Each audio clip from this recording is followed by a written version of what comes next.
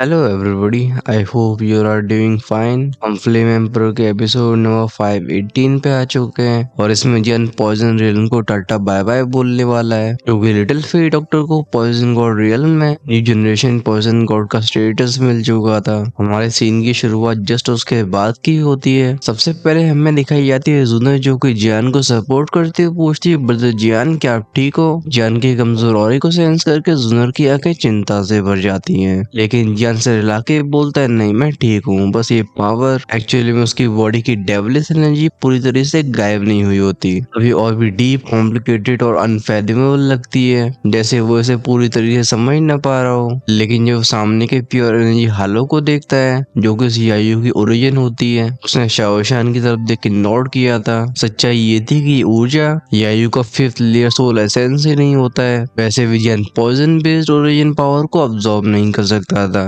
अच्छी बात यह है कि वही प्योरिफाइड एनर्जी थी जो आई होती गॉड डिवावरिंग इंसेक्ट मदर से। जब क्रोकोडाइल एंसेस्टर शाओशियान की आंखों में उसने डिटर्मिनेशन को देखते हैं, वो कहते हैं लड़की लगता है काफी डोमिनरिंग रूलर होने वाली है। और पैलेस मास्टर जिंगू एक दूसरे की आंखों में देखते हैं, फिर एक इशारे पे यायू के मिस्टीरियस पावर सरप्राइज कर लेती है। वो लिटिल फेरी डॉक्टर के पेल चेहरे को देखने लगे थे। शाओशियान का डिसीजन बेसिकली दो पर्पस को फुलफिल करता है, पहला पनिश और अपनी अथॉरिटी को स्टेबलाइज करना और दूसरा जियान को रिवॉर्ड देना। हालांकि इसमें पर्सनल इमोशंस भी जुड़े होते, लेकिन इसका मतलब ये नहीं था कि वो हाई लेवल के ऑफिशियल्स उसका विरोध करेंगे। आखिरकार जियान जैसे हीरोज को बिना किसी रिवॉर्ड के जाने देना ये तो उन्हें भी स्वीकार नहीं था। जब ये सब विचार इनके दिमाग में चल रहे होते हैं, आसमान में गूंजती एक मफल्ड बूम की साउंड, वो पीसफुल स्काई क्योटिक होने लगा था। लाखों लाइटनिंग आग से इकट्ठे होते हैं जो बनाते हैं एक बहुत बड़े बिजली से बने फिशर को। मतलब बेसिकली स्पेस क्रैक था।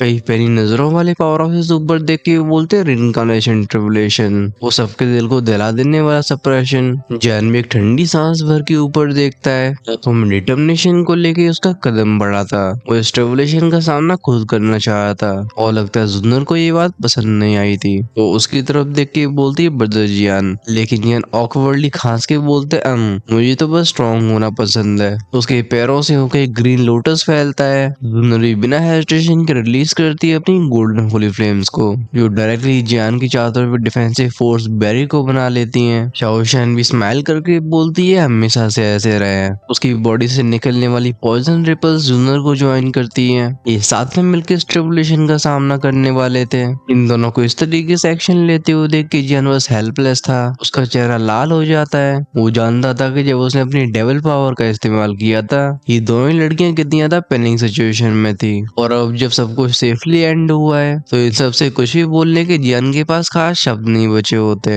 ये डबल रिनकार्नेशन ट्रिबुलेशन सच में डरावनी थी। चाहे जो भी हो, इसी कंबाइंड रेजिस्टेंस के सामने ऊपर से नीचे आने वाली सप्रेसिव फोर्स धीरे धीरे कमजोर होने लगती है। अंत में जाके ट्रांसफॉर्म हो जाती है जेंटल लाइटनिंग आंख में जो कि जियान के शरीर पे गिरा था। ये जियान को नुकसान नहीं बल्कि उसके रिनकार्नेशन पावर को रिकवर करता है और राइज होती है, कंडेंस होती है। उसकी बॉडी से मफल्ड थ्रम के साउंड से एक शॉक वेव रिलीज होता है। वो एंटर कर जाता है हाफ स्टेप सेकंड रिनकार्नेशन में, ये quasi second reincarnation and then second reincarnation itself. Jian ने खुद कभी सोचा नहीं था कि यायू की बॉडी से निकाली जाने वाली प्योर सोर्स पावर उसे एक्चुअली में दो माइनर रियम्स को एक बार में क्रॉस करने देगी। उसके चेहरे के एक्सप्रेशंस को देख के लिटिल फेरी डॉक्टर बोलती अभी के लिए आराम करो। जियान नोट करता है और इस तरीके से एंड होता है इस पॉइजन गॉड इलेक्शन का। अब लिटिल फेरी डॉक्टर की अथॉरिटी में आज के होने वाले इवेंट्स काफी जल्दी पूरे डीमन वर्ल्ड को हिला के रख देने वाले हैं। एक एक करके इस ऑल्टर में फिगर्स गायब हुए लगते हैं। इनके पास पॉइजन गॉड पैलेस के बहुत सारे मामले संभालने को थे। इनके लिए थोड़ी राहत की बात ये होती कि उस गॉड डिवावरिंग इंसेक्ट मदर ने सारे पावर हाउसेस का बस एक चौथा हिस्सा ही डिवावर कर पाया था।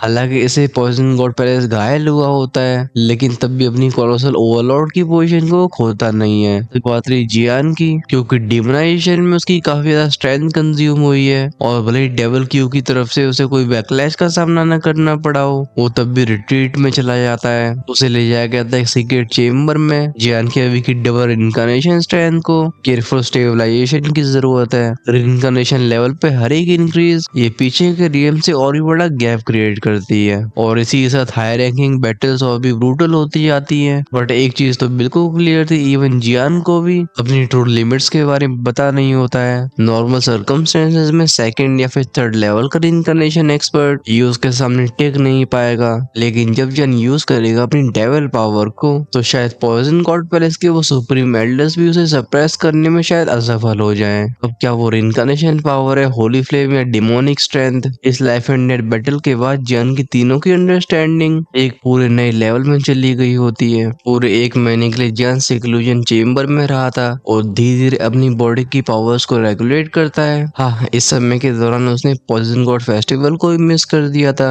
और उसने जो हासिल किया था उसके सामने कुछ नुकसान नहीं होता है, क्योंकि लगातार रिफाइनमेंट और स्टेबलाइजेशन की वजह से उसकी डबल रिइंकार्नेशन रियम की अंडरस्टैंडिंग और भी गहरी होती जाती है। हमारा ध्यान भी शांति से भरे स्टोन रूम के अंदर ही आता है, जहाँ पे हम जियान को हु की आवाज साथ हल्का सा एक्सेल करते हुए देखते हैं। उसके मुंह से ऊर्जा का आखिरी ट्रेस निकला था। एक लंबे समय के बाद उसकी आंखें फाइनली ओपन होती हैं। तुरंत ही फैलती एक मैस्टिक रिइंकार्नेशन पावर जो कि आसपास के स्पेस को ढकती हुई चली जाती है। जैन अपने हाथ को क्लेंच करके बोलता है, डबल रिइंकार्नेशन रियल्म, इसे सच में फर्स्ट से कंपेयर नहीं किया जा सकता। उसकी हथेली के सामने एक टेरिफाइंग डिस्ट्रक्टिव फोर्स इकट्ठी हो चुकी थी जो उसे हंसने में मजबूर कर देती है। डीवन वर्ल्ड की इस जर्नी ने बस लिटिल फीट डॉक्टर के आसपास के क्राइसिस को ही खत्म नहीं किया था, बल्कि ये उसे डबल रिइंकार्नेशन रियल में ब्रेक थ्रू करने का मौका भी देती है। ये डबल ब्लेसिंग कही जा सकती है। कुछ समय तक अपने शरीर में आए बदलाव को महसूस करने के बाद जैन के दिमाग में कुछ नाम आते हैं। वो कहते हैं, अब लगता है मुझे जाना चाहिए। जिया यनिन और मिसिंग सुजुइंग। जैन के एक्सप्रेशन सॉफ्ट हो गए थे, खासकर वो आखिरी वाला नाम। ये उसके दिल में हल्के दर्द को जगाता है। ये शाओ क्लैन की गार्डियन फैमिली, वो इतिहास जैसे जियान के दिल में खंजर की तरह कट गया हो। अभी तक जियान को कोई आइडिया नहीं था कि वो कहाँ पे है। जियान के इमोशंस राइज होने लगते हैं। ये कंडेंस होते हैं क्रिस्टलाइन टीयर ड्रॉप में, जो कि छप की आवाज नीचे गिर गया था।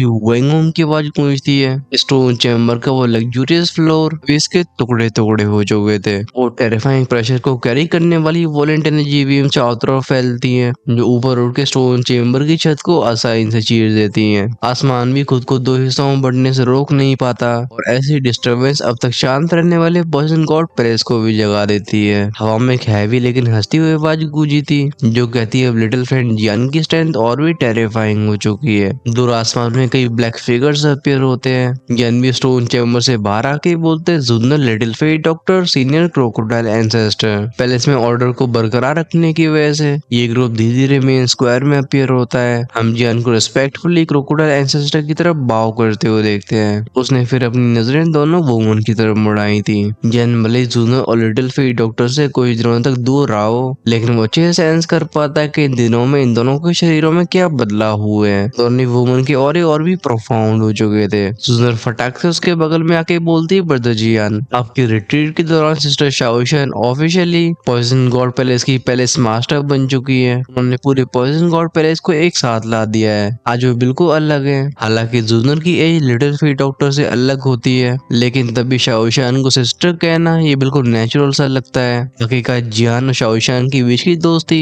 और वो गहरे इमोशंस वो इन्हें कैसे नहीं समझ सकती थी। जियान भी हंस के कहता है, अरे ऐसी बात है तो क्या वो बातचीत छट जाती है। लेकिन इस कन्वर्सेशन के दौरान क्रोकोडाइल एंसेस्टर की नजरें लगातार जियान के ऊपर टिकी रही थी, जैसे वो चुपचाप से उसके अंदर कुछ एवेल्युएट कर रहे हो। इसी पर स्क्वायर की ऊपर के वर्ड में से कई बस की आवाजें निकलने लगती हैं। फिर इसकी गहराई में से निकलता है एक पॉइजनस बीस्ट, जो कि शाओशान के सामने आकर रिस्पेक्टफुली रुक गया था। एटमोसफेयर में से बदलाव को महसूस करके जियान पूछता है, क्या हुआ। अभी शाओशान के चेहरे की स्माइल बिल्कुल जम गई होती है। वो बताती है, हमें वर्ड मेंशन से खबर मिली है, लगता है हमारे पॉइजन गॉड पैलेस के एक पावर हाउस पे हमला कर दिया गया है। उसकी ब्यूटीफुल आंखों में गुस्सा दिखाई दिया था, जिसे वो काफी जल्दी अपने कंट्रोल में लाती है। उसे पैलेस मास्टर बनने की जिम्मेदारी हाल ही में मिली थी, लेकिन इतने ही समय में डीवन वर्ल्ड में एक ऐसा सीरियस इंसिडेंट हो गया। इसके पीछे का मतलब बिल्कुल साफ होता है। क्रोकोडाइल एंसेस्टर भी ग्रेव आवाज में कहते हैं, वर्ड मेंशन की लोकेशन पॉइजन गॉड रिम के बिल्कुल किनारे पे है, और हम दोनों हमेशा अपने अपने रास्तों में चलते रहे हैं। लेकिन लगता है इस बार चीजें सिंपल नहीं है। सच्चाई ये थी कि डीवन वर्ल्ड में हर एक रिइंकार्नेशन पावर हाउस की मूवमेंट इसे सेंट्रल अथॉरिटी रिकॉर्ड करती थी।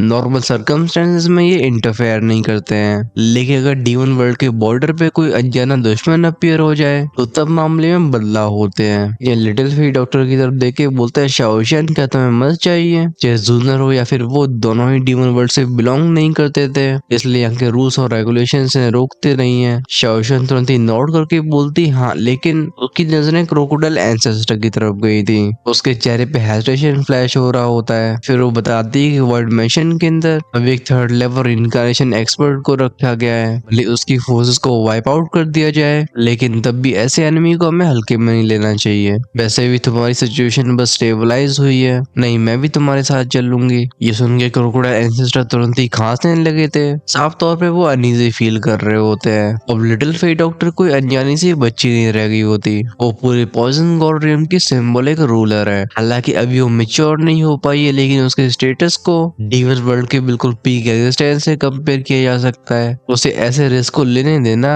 ये क्रोकोडाइल एंसेस्टर के समझ में नहीं आ रहा था, लेकिन पिछली बैटल में जियान की परफॉर्मेंस रही है, वो उन्हें भी कहीं ना कहीं हेल्पलेस कर देती है। अच्छी बात ये थी कि जियान समझदार था, वो उसे रिला के बोलता है नहीं ये अप्रोप्रिएट नहीं है, पॉइजन गॉड पहले से अभी स्टेबलाइज ही हुआ है, और वैसे भी तुम अपने शरीर की पॉइजन इनकार्नेशन सील को पूरी तरीके से कंट्रोल नहीं कर सकती हो। तुम्हारे पास अब भी दोनों पॉइजन गॉड टोकन्स हैं। हर रात में तुम्हें ऐसे डिसीजंस नहीं लेने चाहिए। जियान को अपने सर को हिलाती हुई देख के लिटिल फी डॉक्टर तुरंत ही मुंह फुला के बोलती लेकिन हालांकि वो पहले से जानती थी कि आंसर क्या मिलने वाला है, पर तब भी वो खुद को रेस्ट करने से रोक नहीं पाती। उसका नेचर कैसा है हमें पहले ही पता था, ऐसे मैसिव डोमेन को संभालना और उन हजारों रूल्स के द्वारा बांधे जाना, ये शाओशन को बिल्कुल समझ में नहीं आता है। अगर ह्यूमन रियम को छोड़ दिया जाए तो बाकी ये सारे रियम्स उसके लिए बंदिशों जैसे होते हैं। लेकिन जन डिले को न करते हुए बोलता है चलो हम इस सिचुएशन को क्लियरली इन्वेस्टिगेट करेंगे, जैसे ही हमारा मैसेज वापस डिलीवर होगा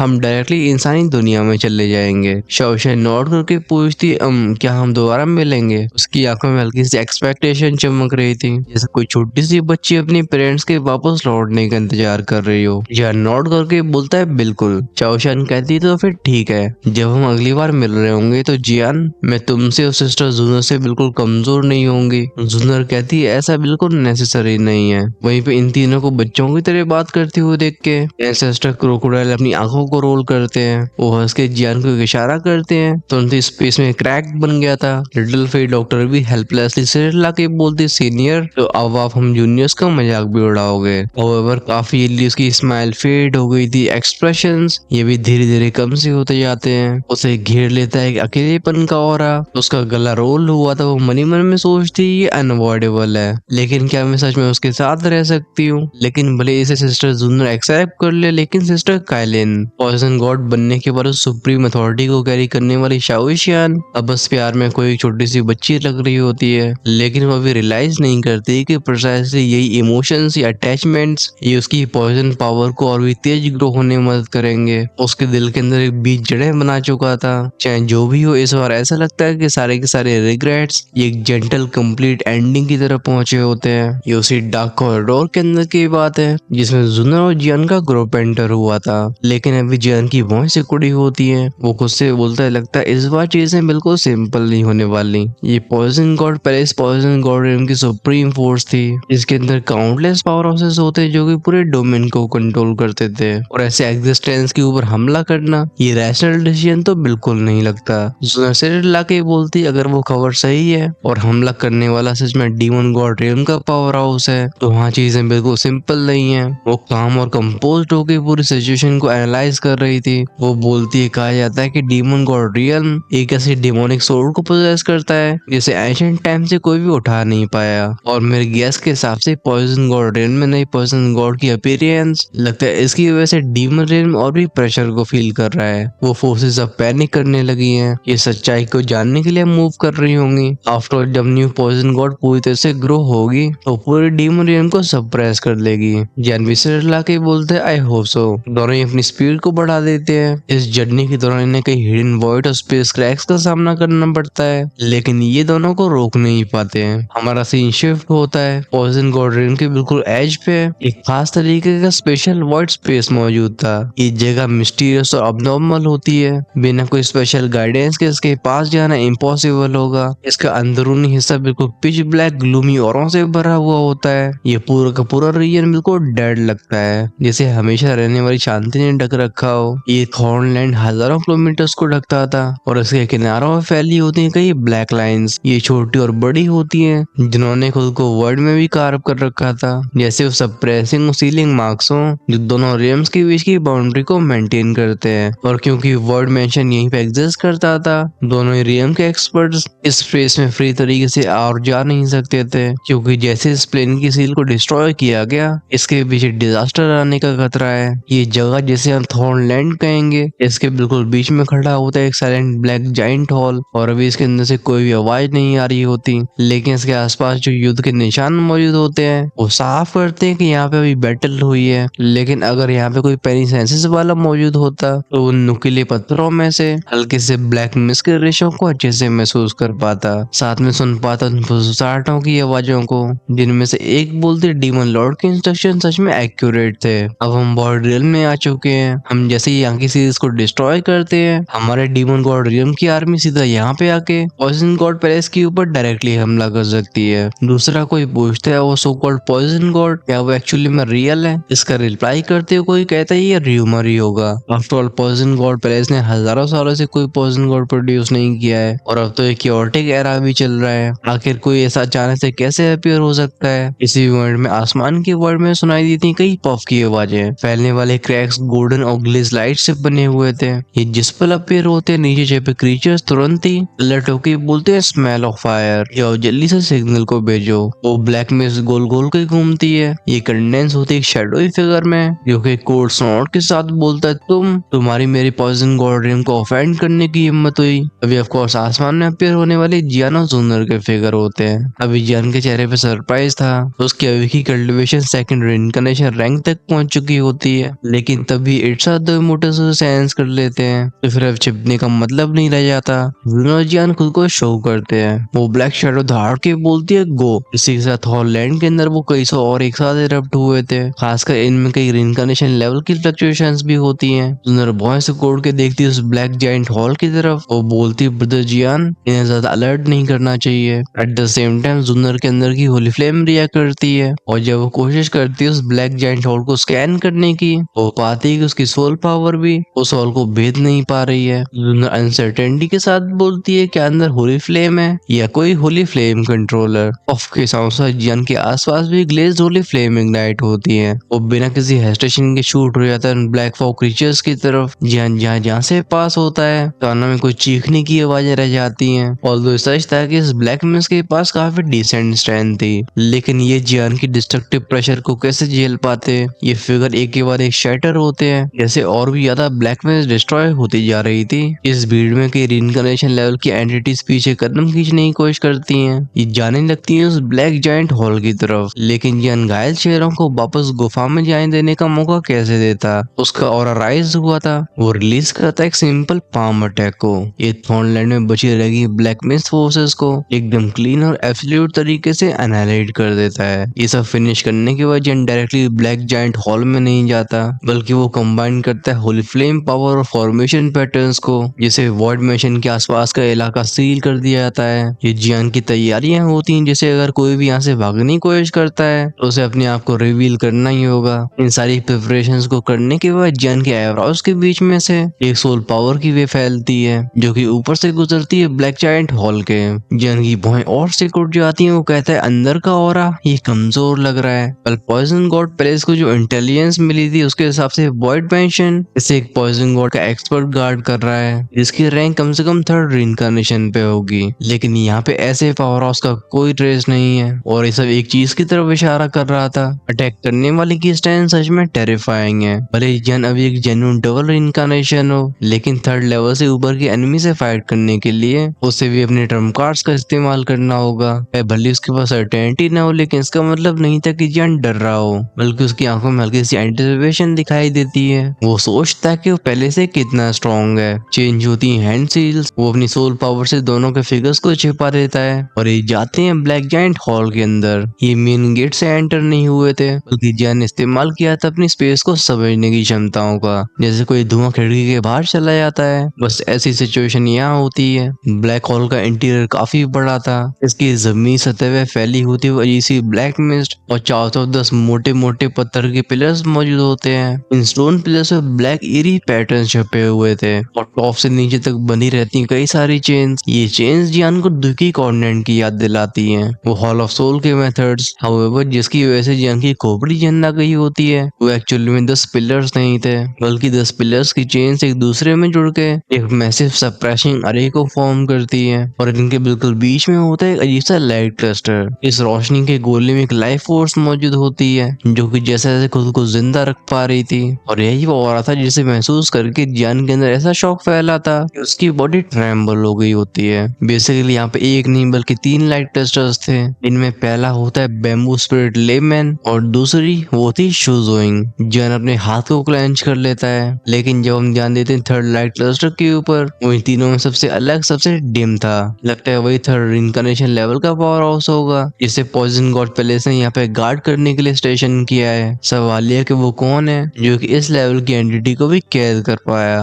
और हमें उसका आंसर नेक्स्ट एपिसोड में मिल रहा होगा। आगे के एपिसोड्स और भी ज्यादा खतरनाक होने वाले हैं। फॉर एग्जाम्पल हमें जानने को मिलेगी हेवली प्रोफेसी, साथ में कई नई जगहों और नए फिगर से हमें इंट्रोड्यूस किया जाएगा। अगर आप उन्हें मिस नहीं करना चाहते हो चैनल को सब्सक्राइब करके बेल आइकन के बटन को ऑन करके रखना, जिससे रिलीज होती हुई वीडियो सबसे पहले आपके पास पहुंचे। वहीं पे अगर आप सबसे नेक्स्ट एपिसोड का इंतजार नहीं हो रहा है तो डेफिनेटली ज्वाइन कर सकते हो चैनल की मेंबरशिप को, क्योंकि अब हर शाम को अर्ली एक्सेस एपिसोड्स रिलीज होने लगे हैं। यानी कि आप प्रीमियम कम्युनिटी का हिस्सा बन के अगले कुछ दिनों में रिलीज होने वाले एपिसोड्स को आज ही देख सकते हो। फॉर एग्जाम्पल हमारे सारे बेस लेवल के मेंबर्स एक एक्स्ट्रा एपिसोड आगे रहते हैं, और जिन्हें 2 से 3 एपिसोड्स आगे रहना है वो अपने लेवल्स को इमोर्टल लैंप या उससे ऊपर अपग्रेड कर सकते हैं, जो उनको ऑप्शन मिलेगा चैनल की होम पेज जो सब्सक्राइब की साइड में। I think you should definitely check that out. तब तक के लिए मजे में रहो, और ये एपिसोड कैसा लगा हमें कमेंट्स में लिख के जरूर बताना। At the same time don't forget to like the video. चलो तब तक मैं लेता हूँ विदाई।